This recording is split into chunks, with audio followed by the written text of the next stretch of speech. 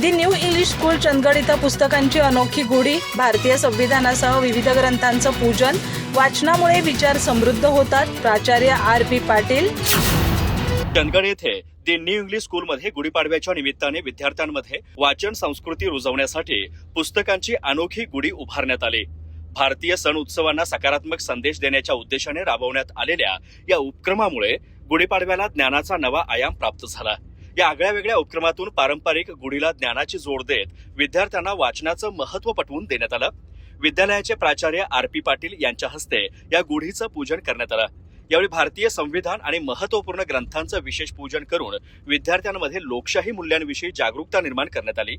या ज्ञानगुढीत विश्वकोश, रामायण, महाभारत, ज्ञानेश्वरी, तुकाराम गाथा, विविध शब्दकोश, विज्ञानविषयक पुस्तके तसेच महान व्यक्तींची चरित्र आणि आत्मचरित्र यांचा समावेश करण्यात आला होता.